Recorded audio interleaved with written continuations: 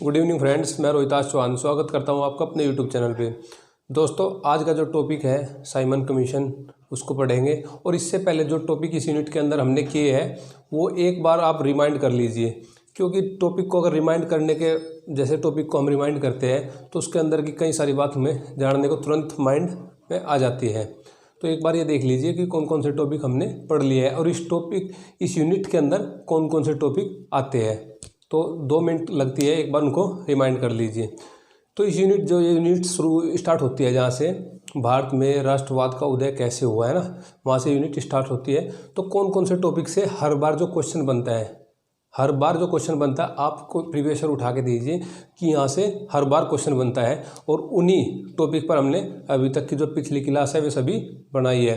तो पहली जो क्लास बनाई थी वो बनाई थी भारतीय राष्ट्रीय कांग्रेस की स्थापना से पूर्व अन्य राजनीतिक जो संस्था स्थापित हुई। हर बार पूछा जाता है वही क्वेश्चन, या क्रम लगाने से या उनके सदस्य के रूप से।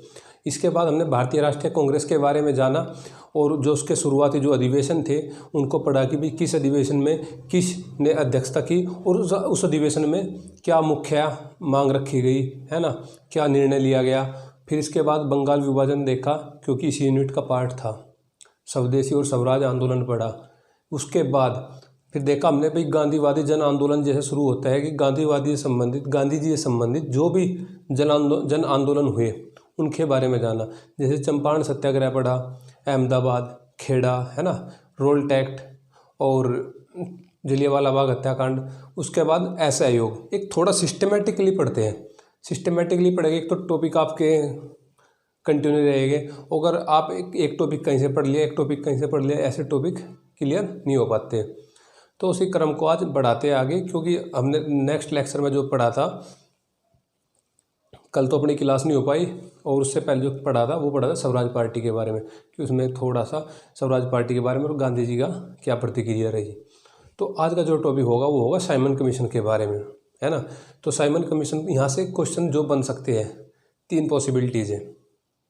साइमन कमीशन से क्वेश्चन बनने की 3 पॉसिबिलिटीज़ है कि वे कहाँ कहाँ से क्वेश्चन बन सकते हैं। वे 3 पॉसिबिलिटीज़ कौन सी है, सबसे पहले मैं आपको यही बता देना चाहता हूँ। सबसे पहले तो आपके नाम याद होने चाहिए कि जो साइमन कमीशन, जो यानी कि इंडियन स्टैट्यूटरी कमीशन, यानी कि भारतीय संवैधानिक आयोग, बाद में तो इसको साइमन आयोग के नाम से जाना गया, क्योंकि साइमन इसका एक अध्यक्ष था। लेकिन आयोग का नाम तो भारतीय संवैधानिक आयोग था, इसका इंडियन स्टैट्यूटरी कमीशन था ना नाम तो इसका।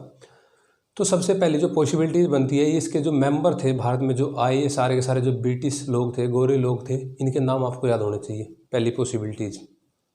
दूसरी पॉसिबिलिटीज अगर यहाँ से जो बनती है क्वेश्चन की, वो क्या बनती है, वो बनती है कि इसको जो ये मेंबर लोग आए हैं, इसको भारत में जो उस समय जो पार्टी कार्य कर रही थी, कुछ किसान पार्टी थी, मजदूर पार्टी थी, या मुस्लिम पार्टी थी, है ना, या जस्टिस पार्टी थी, जो भी पार्टी उस समय भारत में स्थापित थी, किसने इसका फेवर लिया और किसने इसका अपोजिशन किया। ये दूसरी पॉसिबिलिटीज है। साइमन कमीशन से अगर क्वेश्चन बनता है तो पहले हमने बताया कि इनके जो सदस्य के नाम आपको याद होना चाहिए, और सदस्य के साथ ये भी पता होना चाहिए कि कौन से सदस्य किस पार्टी से बिलोंग करता था। क्योंकि अगर अपने यहाँ भारत से कोई दल जाता है तो उसमें सभी सदस्य शामिल होते हैं ना, ये नहीं है कि किसी एक पर्टिकुलर जो सत्ता में पार्टी है उसी के मेंबर जाते हैं, है ना।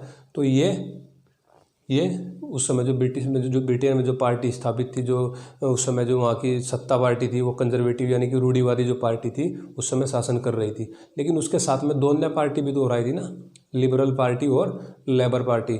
लिबरल पार्टी का जो अध्यक्ष थे अपने साइमन, ये लिबरल पार्टी से ही संबंधित थे। तो ये पूछ लिया जाएगा आपसे सबसे पहली बात तो कि कौन कौन सी पार्टी थी और कौन सी पार्टी का कौन सा सदस्य था। पूछ सकते हैं भाई स्टेट कोना कौन सी पार्टी का था, कंजर्वेटिव पार्टी का, या एट क्लेमेंट इटली कौन सी पार्टी का था, लेबर पार्टी का। लिबरल पार्टी कौन सदस्य थे, सर साइमन, है ना। तो भाई ज़्यादा नहीं पढ़ना है, बस उस पर काम करना है जहाँ से क्वेश्चन बन सकता है। तो पहला क्वेश्चन यहाँ से बनेगा अगर इस टॉपिक पे क्वेश्चन बनता है। दूसरा क्वेश्चन ये कि किस पार्टी ने इसका अपोजिशन किया और किसने इसका सहयोग किया, यानी कि समर्थन किया। इसके बाद अगर क्वेश्चन बनता है तो इसके रिपोर्ट प्रकाशित होती है 1930 में 27 मई में, कि इसकी रिपोर्ट जो आई उसमें क्या इन्होंने सिफारिश की, उस रिपोर्ट के अंतर्गत क्या इन्होंने सिफारिश की। यहाँ से क्वेश्चन बन सकता है। तो ये 3 चीज़ है, कोई ज़्यादा चीज़ नहीं है, तो आप याद कर लीजिए। एक बार इनको थोड़ा सा रिवाइज कर लेते हैं कि क्या कौन कौन इसके सदस्य थे, आप नोट डाउन कर लीजिए। और अगर समझ में नहीं आए तो कोई बात आप पूछ सकते हैं। तो इसके जो सदस्य थे सभी को पता है वैसे तो भाई, ये साइमन कमीशन क्यों बना। सबसे पहली बात तो यही पता होनी चाहिए भाई साइमन कमीशन बना क्यों, क्या ज़रूरत पड़ी इसकी। तो 1919 का जो द्वैध शासन अधिनियम हमने आपको थोड़ा सा बताया था, थोड़ा सा जब हम जलियांवाला बाग हत्याकांड की बात कर रहे थे, जब बताया था कि भाई एक सुधार अधिनियम बनाया गया था और ये बोला था कि भाई अभी इसके 10 साल के अंतराल के बाद ही इसमें हम कुछ सोच सकते हैं, इसके बारे में कुछ बता सकते हैं। जितने संवैधानिक सुधार हमने करने थे वो कर दिए हैं। लेकिन उसके तुरंत बाद जैसे ही ऐसा योग आंदोलन स्टार्ट हुआ और वो 2 साल तक जैसे ही चलता रहा, और उसके समाप्त होने के बाद भी, ऐसा योग आंदोलन के समाप्त होने के बाद भी जो गांधीवादी जो नेतृत्व था, यानी कि जो रचनात्मक जो कार्यकर्ता थे, जैसे सरदार वल्लभ भाई पटेल थे, है ना, अंसारी जी थे, जो रचना भाई उस पर काम करते थे कि भाई, है ना, उस पर बहिष्कार जो अधिवेशन उसके सरकार के अंदर जो बहिष्कार की बात करते थे कि भाई हम चुनाव में हिस्सा नहीं लेंगे, वो जो अपरिवर्तनवादी जो लोग थे उन्होंने गाँव तक इस आंदोलन को पहुँचाया, मतलब इसकी जो मसाल जगा कर रखी आंदोलन की। उधर जो स्वराजी लोग थे यानी परिवर्तनवादी लोग थे, यानी कि चेंजर जो लोग थे, मोतीलाल नेहरू और चित्तरंजन दास, ये विट्ठल भाई पटेल का जो नेतृत्व था, हमने सभी 7-8 सदस्यों को आपके नाम बताए थे ना।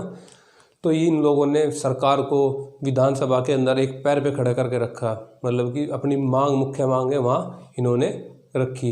इसी प्रकार आंदोलन जो आंध्र प्रदेश में चलाया उस समय कोया जनजाति के जो बहादुर लोग थे और रामचंद्र जी के नेतृत्व में वहाँ पर भी भारी भरकम आंदोलन चलता रहा। और अन्य क्षेत्रों में भी, पंजाब में अकाली दल जो उस समय था उन्होंने भी पूरा अपना योगदान दिया। सत्याग्रही लोग जो उस समय, है ना, उन्होंने भी अपना पूरा भरसक प्रयास किया। तो अब ये देखते हैं कि इसके सदस्य कौन कौन थे। तो इन्होंने आने तो ये 1929 में थे, जो साइमन कमीशन जो आना था 1929 में था, लेकिन 1929 में वहाँ पे ब्रिटेन में चुनाव होने के कारण उस समय जो सत्ता पार्टी थी वो कौन सी थी, हमने बताया आपको, कंजर्वेटिव पार्टी, यानी कि रूढ़िवादी पार्टी। तो उन्होंने सोचा कि भाई अब इस चुनाव का, जैसे ही चुनाव होते हैं कभी लेबर पार्टी जो अपोजिशन पार्टी थी ये इसका फ़ायदा उठा लिए थे। तो इन्होंने 2 साल पहले ही नियुक्ति कर दी। लेकिन इसमें एक भी सदस्य भारतीय नहीं था, इसमें एक भी सदस्य भारतीय नहीं था। क्या भारतीयों में इसके लिए योग्यता नहीं थी? तो ये भारतीयों को आत्मसम्मान की जो ठेस पहुंची, उसलिए इनका विरोध यहाँ पे किया गया। भारतीयों को क्यों नहीं लिया गया, किसके सुझाव पर नहीं लिया गया? जो उस समय यहाँ का वायसराय था। वायसराय कौन था उस समय यहाँ का? वायसराय कौन था? क्योंकि कोई घटनाक्रम अगर घटता है उससे संबंधित थोड़ी बहुत, ज़्यादा ये तो नहीं है कि भाई हम इसके साथ साथ में वामपंथी पढ़ रहे हैं या अन्य जो दल बनते हैं, है ना, HRA बनते हैं, HSRA बनता है, या और भी जो इसके अंतर्गत घटना घट रही है, सारे नहीं, क्योंकि उसको हम जब दोबारा दूसरी यूनिट के अंदर देखेंगे, वामपंथी तो इसके बाद ही आएगा, तो तब उनको कवर करेंगे। अभी जो हम गांधीवादी जन आंदोलन पढ़ रहे हैं, लेकिन वायसराय तो हम साथ लेकर चल रहे हैं ना, तो थोड़ी थोड़ी घटना जब घटती है तो उसको देख लेते हैं। तो भारतीयों को क्यों नहीं रखा गया था, किसके सुझाव पर नहीं रखा गया था? तो जो उस समय यहाँ का वायसराय था, वायसराय कौन था? Lord Irwin. कौन था? Lord Irwin. और लॉर्ड इरविन कब तक वायसराय रहा यहाँ का? 1926 से 1931 के, 1926 से 1931। तो वायसराय रखना है ध्यान, क्योंकि 4 वायसराय का नाम दे सकते हैं आपसे और पूछ लिया जाएगा कि भाई इनका क्रम से लगाइए। तो वायसराय का सभी याद होने चाहिए आपको। हाँ, एक क्लास जब बाद में बनाया गया बीच में, तो सभी वायसराय की एक क्लास ले लेंगे कंप्लीट, और उस क्लास के अंतर्गत ये देख लेंगे कि भाई इसमें मुख्य घटना ये घटी, या इसने भारत में ये सुधार या ये कार्य किए, वो बात की बात है। लेकिन अभी भी साथ साथ आप इसको लेकर चलिए। तो इसके जो सदस्य थे साइमन कमीशन के, इसके सदस्य के नाम एक बार आप नोट डाउन कर लीजिए। तो अध्यक्ष जो थे वो तो थे कौन? Sir John Simon. कौन? Sir John Simon.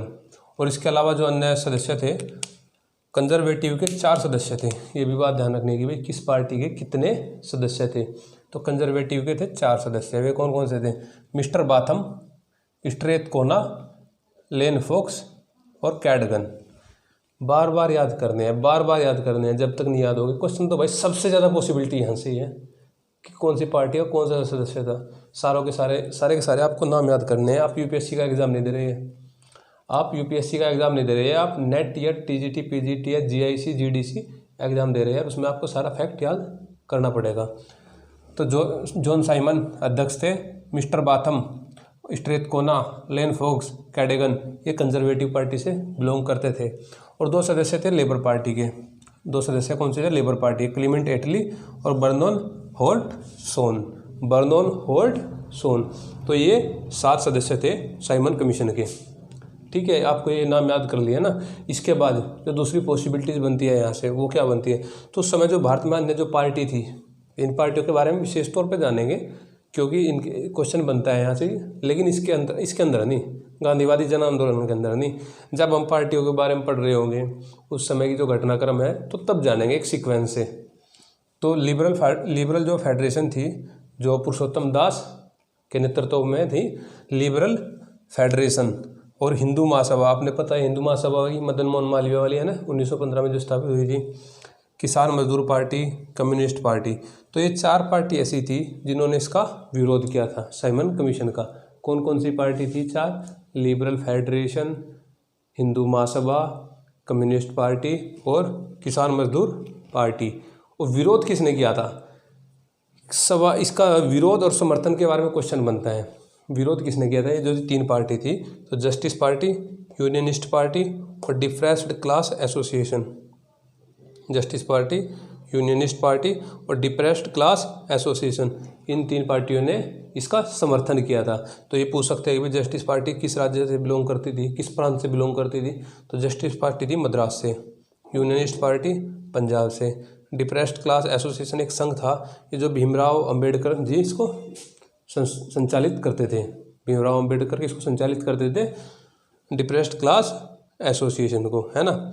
अब मुस्लिम लीग की अगर बात की जाए, मुस्लिम लीग इसमें 2 धड़ों में बट गई थी। मुस्लिम लीग 2 धड़ों में बट गई थी। जो जिन्ना वाला दल था वो तो चाहता था भी, वो तो विरोध कर रहा था इसका।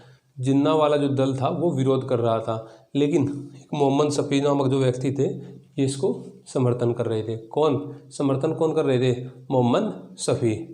एक बात आपको विशेष तौर पर ध्यान रखनी है, क्योंकि भारतीय राष्ट्रीय कांग्रेस की बात की जाए उसमें बाल गंगाधर तिलक, और मुस्लिमों अगर बात की जाए तो मोहम्मद अली जिन्ना।